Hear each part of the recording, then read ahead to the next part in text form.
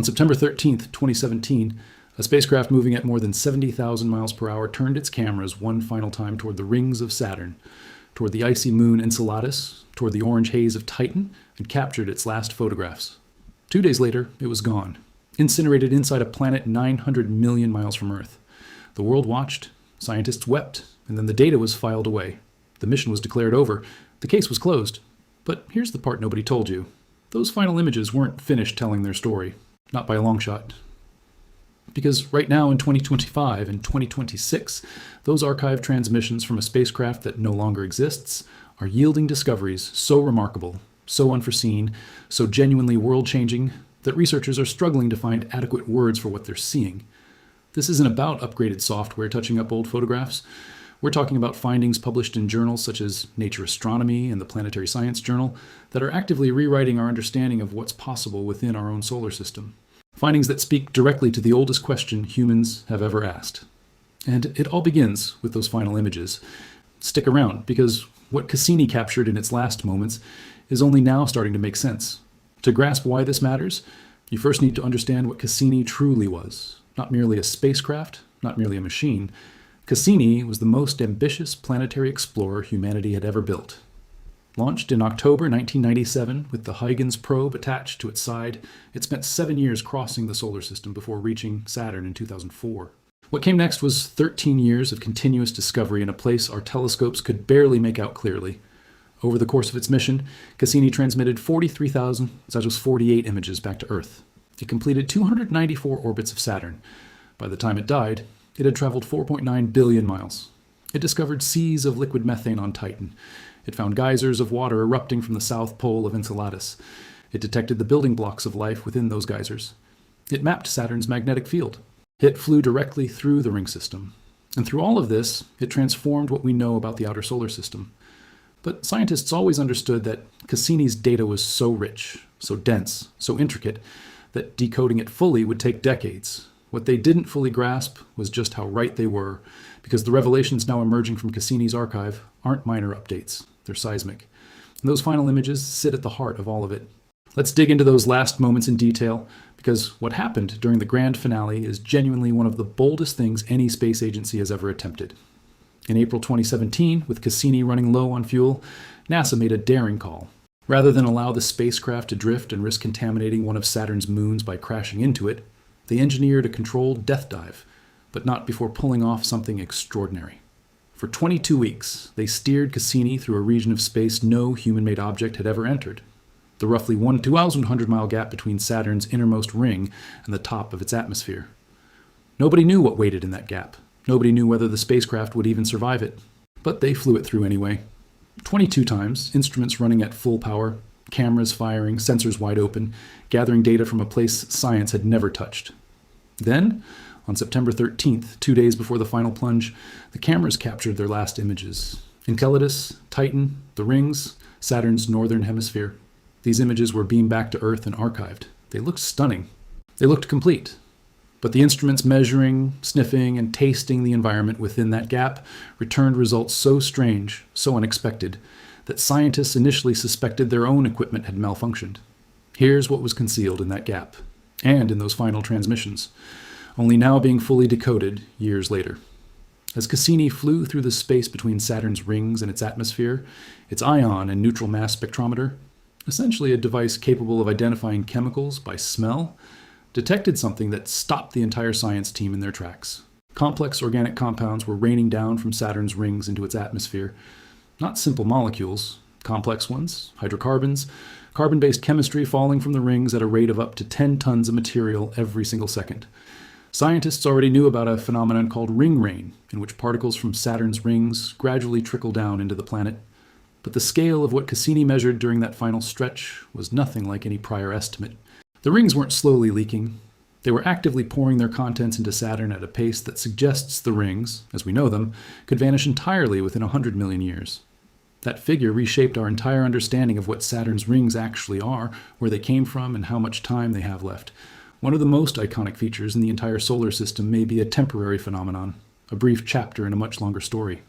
And Cassini's final orbits gave us the first real numbers to make sense of that. But the organic compounds were only the beginning. During those same final grand finale dives, Cassini took another measurement that sent shockwaves through the physics community. Saturn's magnetic field is peculiar. Every other planet in the solar system has a magnetic field tilted relative to its rotation axis. Earth's magnetic north pole doesn't match its geographic north. Jupiter's magnetic field is tilted. Even Uranus and Neptune are dramatically skewed, but Saturn's magnetic field is almost perfectly aligned with its axis of rotation. The tilt is less than 0.1 degrees. That's impossibly, unnervingly precise. And this matters enormously because standard planetary physics holds that a magnetic field must be tilted to sustain itself over billions of years. A perfectly aligned field shouldn't exist. It should have collapsed. Yet there it is. Cassini measured it directly during its final dives, confirming just how extraordinary that alignment truly is. Scientists are still debating what it means. Some believe there must be a hidden layer deep within Saturn, some kind of concealed shell, canceling out what should be a tilted field. Others think our models of how planetary magnetic fields form are simply wrong, and that Saturn is telling us something we don't yet understand. Cassini gave us the clearest measurement of this mystery ever taken, and the mystery only deepened. Those final transmissions handed science a puzzle that will occupy researchers for generations. And then there's the hidden halo. In December 2025, a paper published in the Planetary Science Journal revealed something that had been sitting buried in Cassini's grand finale data for years. Saturn's rings, the ones we picture as a flat, thin disk in photographs, aren't actually flat or self-contained. During the final orbits, Cassini's cosmic dust analyzer detected a vast, invisible halo of dust particles extending up to 3 times Saturn's radius above and below the ring plane, 3 times the planet's own radius. This halo had never been observed before because it was invisible to telescopes. Detecting it required a spacecraft physically passing through it. The rings of Saturn, already the most dramatic structure in the solar system, turn out to be even larger and more complex than any image has ever shown. Cassini flew through the outer edges of this halo and sent the data home. It took until 2025 for scientists to fully process and understand what that data meant. The picture of Saturn in your head right now, the one with the beautiful rings, is incomplete. The real Saturn is surrounded by a ghostly cloud of material reaching into a region we never thought to search. And we only know about it because of what Cassini captured in those final months. But nothing, and I mean nothing, in Cassini's archive compares to what scientists extracted from the Enceladus data in 2025. This is the discovery that stopped the world. This is the finding that changed the conversation around life in the universe. Enceladus is a small moon. You could fit it inside the continental United States. It's covered in bright white ice and completes an orbit of Saturn in under 33 hours. When Cassini first arrived at Saturn in 2004, Enceladus was regarded as a minor curiosity. By 2005, everything had changed. Cassini discovered geysers, enormous jets of water vapor and ice particles erupting from cracks near the moon's south pole, shooting thousands of kilometers into space and feeding material directly into Saturn's E-ring. Those geysers told scientists something extraordinary. Beneath that frozen surface, Enceladus harbors a liquid water ocean, a global, salty ocean kept warm by the tidal forces Saturn exerts on the tiny moon's interior. In the years that followed, Cassini repeatedly flew through those plumes, sampling what was inside. It found salt. It found silica particles indicating hydrothermal vents on the ocean floor, the same kind of structures on Earth that many scientists believe gave rise to the earliest life. It found simple organic molecules. Each discovery was remarkable in its own right. But in 2025, when researchers returned to Cassini's archive armed with new analytical tools and fresh perspectives, what they uncovered went far beyond anything previously announced. In October 2025, a team led by researcher Nozer Khawaja, working with archives from Cassini's cosmic dust analyzer, published a paper drawing a direct line between the chemicals inside Enceladus and the chemistry of life on Earth. The key was a distinction nobody had clearly made before. Most of the organic material Cassini had detected in earlier analyses came from ice grains circulating within Saturn's E-ring, grains that are sometimes hundreds of years old and have been chemically weathered over time. When Khawaja's team reanalyzed fresher plume samples using more advanced methods than were available while Cassini was still active, what they found was stunning. The fresh plume material contained complex organic molecules never before identified in the older E-ring data: esters, ethers, alkenes, and compounds containing nitrogen and oxygen. These aren't ordinary space chemicals. On Earth, esters and ethers are components of lipids, the molecules that form the membranes of every living cell. They're part of the basic structural toolkit of biology. Their presence doesn't prove life exists inside Enceladus, but it demonstrates something nearly as remarkable: that the chemistry inside that hidden ocean isn't simple. It's complex. It's active. It's generating molecular structures that, on our planet, serve as precursors to the most fundamental components of living things. The paper appeared in Nature Astronomy in November 2025, and the scientific community's reaction was immediate. One researcher called it simply phenomenal. Another described it as the clearest signal yet that Enceladus isn't just wet. It's chemically alive in ways compatible with biology as we understand it. Frank Postberg, one of the study's co-authors, put it plainly. The complex organic molecules Cassini detected in Saturn's E ring aren't merely a byproduct of long exposure to space. He said they're readily available within Enceladus's ocean. That statement matters. It means the ocean is actively producing these compounds right now. Whatever chemistry is unfolding beneath that ice isn't ancient or dormant. It's ongoing, generating molecular complexity at a level nobody expected to find this far from the sun. Enceladus, this tiny, overlooked frozen moon, may harbor an ocean beneath its surface that is more chemically rich and more biologically promising than anything else we've found in the solar system. A moon of Saturn performing the same chemistry that life performs on Earth. That's what was contained in Cassini's final transmissions. That's what took years to fully decode. Now let's turn to a parallel discovery that emerged from re-examining Cassini's data on Titan, Saturn's largest moon, during that same period. For years, scientists believed Titan almost certainly concealed a large, deep ocean of liquid water beneath its frozen surface, much like Enceladus. The moon is massive, larger than the planet Mercury, wrapped in a thick nitrogen atmosphere with lakes of liquid methane on its surface. Given all that internal heat and tidal activity, researchers figured a subsurface ocean was nearly guaranteed. In September 2025, a fresh analysis of spacecraft data overturned that assumption. Re-examining measurements taken more than a decade earlier suggested that Titan probably doesn't contain the massive liquid water ocean previously theorized. Its interior appears to behave differently than expected. This is the flip side of what Cassini's legacy keeps delivering. Not just confirmations of what we hoped, but corrections to what we assumed. Science correcting itself through better analysis of the same data. The universe pushing back against our models.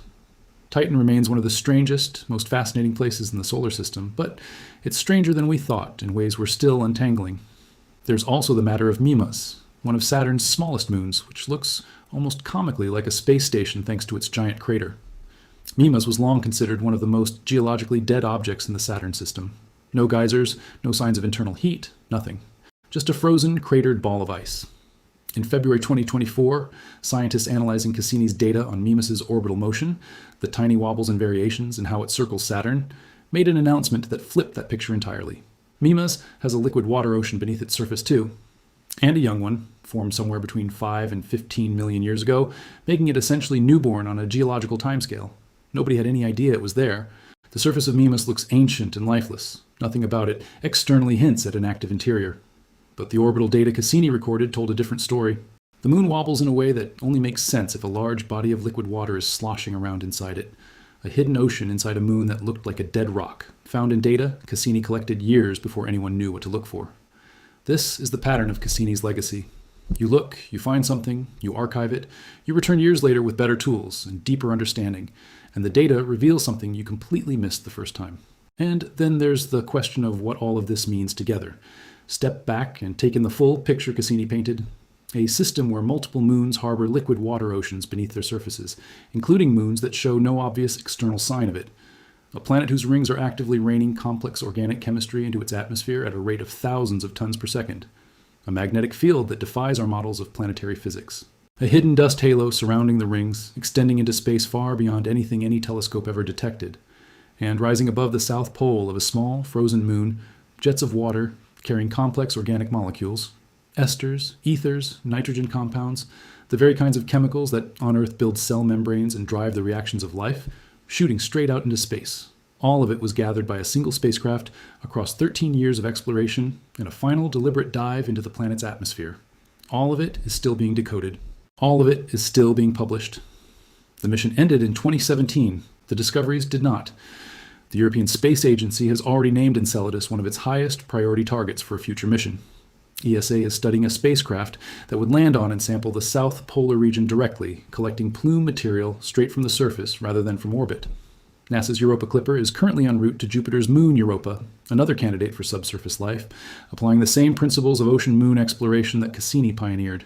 The entire field of astrobiology, the study of life's potential beyond Earth, has been reshaped by what Cassini uncovered.